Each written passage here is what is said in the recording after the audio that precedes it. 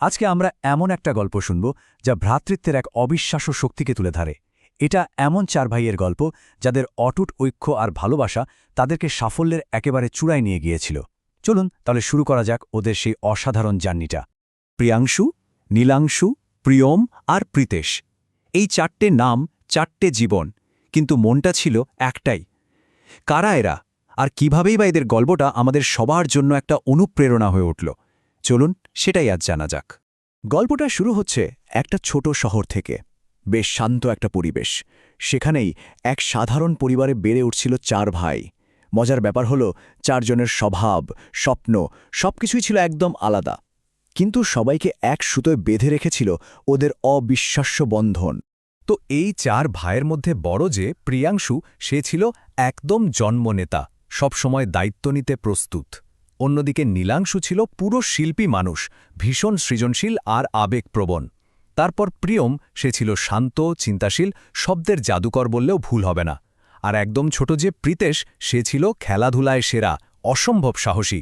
ভাবুন একবার, এতগুলো ভিন্নতা, কিন্তু ওদের মনটা ছিল এক। তাদের পরিবার থেকে পাওয়া সবচেয়ে বড় শিক্ষাটা কি ছিল জানেন? একটাই, সহজ কিন্তু দারুণ শক্তিশালী কথা: ঐক্য, মানে একসাথে থাকা। ছোটবেলা থেকেই ওদেরকে শেখানো হয়েছিল যে নিজের প্রতিভা যতই থাক, আসল শক্তিটা কিন্তু লুকিয়ে আছে এক হয়ে থাকার মধ্যে। এই মন্ত্রটাই ওদের পথ চলার সঙ্গী ছিল। ছোটবেলার দিনগুলো ভাবলেই চোখে ভাসে। ওরা সব কিছু একসাথে করত, স্কুলে যাওয়া থেকে শুরু করে খেলাধুলা, এমনকি রাতে আকাশের দিকে তাকিয়ে স্বপ্ন দেখা। সব কিছুতেই ওরা ছিল একে অপরের সঙ্গী। এভাবেই ওদের বন্ধনটা দিনে দিনে আরও মজবুত হচ্ছিল। রাতে প্রায়ই ওরা ছাদে গিয়ে বসত, ভবিষ্যতের কত স্বপ্ন, কত আলোচনা। কিন্তু সব আলোচনা শেষে ওদের একটাই প্রতিজ্ঞা থাকত: আমরা কখনো আলাদা হব না। এই একটা কথাই ছিল ওদের সম্পর্কের মূল ভিত্তি। তো দিন যেতে লাগল, ভাইরা কৈশোরে পা দিল, আর তখনই তাদের জীবনে একটা নতুন চ্যালেঞ্জ এসে হাজির হল। স্কুলে ওদের সবার প্রতিভা এমনভাবে ফুটে উঠতে লাগল যে সবাই ওদের দিকে তাকিয়ে থাকত। কিন্তু এই সাফল্যই ওদের সামনে একটা অদৃশ্য দেয়াল তৈরি করতে শুরু করল। যেমন ধরুন, নীলাংশুর গান শুনে সবাই মুগ্ধ, ওদিকে প্রিয়ম পড়াশোনায় সবার সেরা, প্রীতেশ তো খেলাধুলার মাঠেই চ্যাম্পিয়ন। আর এই সব কিছুর পেছনে সবাইকে গুছিয়ে রাখত বড় ভাই প্রিয়াংশু। ঘরে সবাই ওদের সাফল্য নিয়ে গর্ব করত, কিন্তু বাইরে বাইরে শুরু হয়ে গেল অন্য খেলা, তুলনা, কে বেশি ভালো, কার থেকে কে এগিয়ে। এই প্রশ্নগুলোই ওদের মধ্যে একটা অস্বস্তি তৈরি করতে শুরু করল। ওরা খুব তাড়াতাড়ি বুঝে গেল যে এই তুলনা জিনিসটা একটা বিষের মতো, এটা ওদের সম্পর্কের মধ্যে একটা অদৃশ্য দেয়াল তুলে দিচ্ছে। ওরা বুঝতে পারল একে অপরের সাথে প্রতিযোগিতা করলে চলবে না, আসল শক্তিটা আছে একে অপরের সাফল্যকে একসাথে উদযাপন করার মধ্যে। একটা কথা আছে না, যে কঠিন সময় সম্পর্কের আসল পরীক্ষা নেয়। তো ঠিক তেমন একটা ঝড়ই আসতে চলেছিল ওদের জীবনে। এমন এক পরিস্থিতি যা ওদের ছোটবেলার সেই প্রতিজ্ঞাকে পরীক্ষা করার জন্য যথেষ্ট ছিল।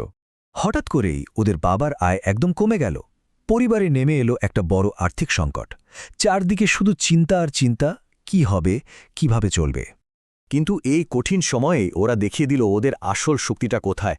ওরা শুধু প্রতিজ্ঞাটা মনে রাখেনি, সেটাকে কাজেও লাগালো। ঠিক করল যে যার নিজের ক্ষমতা দিয়ে পরিবারকে বাঁচাবে। বড় ভাই প্রিয়াংশু টিউশন পড়ানো শুরু করল, শিল্পী নীলাংশু তার আঁকা ছবি বিক্রি করতে লাগল, প্রিয়মের লেখালেখি থেকে আয় আসতে শুরু করল, আর প্রীতেশ খেলা থেকে পাওয়া সব টাকা এনে তুলে দিল পরিবারের হাতে। এই বিপদটা ওদের সম্পর্ককে ভাঙার বদলে আরও মজবুত করে দিল। ওরা সেদিন হারে হারে টের পেল যে ছোটবেলার ওই একসাথে থাকার শিক্ষাটা শুধু মুখের কথা ছিল না, এটাই ছিল ওদের জীবনের সবচেয়ে বড় সত্যি। ওরা বুঝতে পারল একজনের সাফল্য মানে আসলে সবার সাফল্য, আর একজনের কষ্ট সেটাও সবার দায়িত্ব। যখন ওদের আলাদা আলাদা শক্তিগুলো একসাথে হলো, তখন সেটা এক অপ্রতিরোধ্য শক্তিতে পরিণত হলো। তুলনা নয়, বিশ্বাস আর সমর্থনই যে আসল, সেটা তারা প্রমাণ করে দিল। ওদের জীবনের জার্নিটা যদি আমরা দেখি, শৈশবে একসাথে থাকার প্রতিজ্ঞা, কৈশোরে তুলনার পরীক্ষা, আর বিপদের দিনে এক হয়ে লড়াই, এই সব কিছুর ওপর ভর করেই ওদের ভবিষ্যৎটা তৈরি হয়েছিল। পথ আলাদা হলেও ওদের বন্ধনটা সবসময় এক ছিল। এরপর অনেকগুলো বছর কেটে গেছে। চার ভাই এখন নিজেদের জীবনে দারুণ সফল। প্রিয়াংশু একজন বড় নেতা, নীলাংশু একজন বিখ্যাত শিল্পী, প্রিয়ম একজন জনপ্রিয় লেখক, আর প্রীতেশ একজন তারকা ক্রীড়াবিদ। তাদের পথ হয়তো আলাদা, কিন্তু মনের টানটা ঠিক আগের মতোই আছে। তো এই যে পুরো গল্পটা আমরা শুনলাম, এটা কিন্তু শুধু 4 ভাইয়ের গল্প না, এর মধ্যে আমাদের সবার জন্য কিছু শেখার আছে। চলুন এক নজরে দেখে নিই ভ্রাতৃত্বের এই মূল মন্ত্রগুলো কি কি।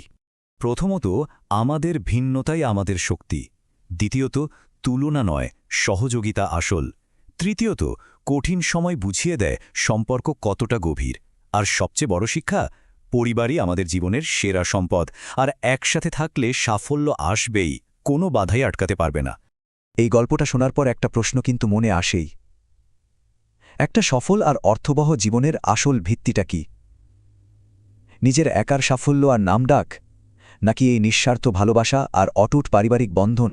এই পুরো গল্পটার সারমর্মটা বোধহয় একটা লাইনেই বলা যায়, স্বপ্ন আলাদা হতেই পারে, কিন্তু সবার হৃদয় যদি এক সুরে বাঁধা থাকে তাহলে জীবনে কখনো একা লাগে না। আর এটাই হলো ভ্রাতৃত্বের আসল অপরন্ত শক্তি।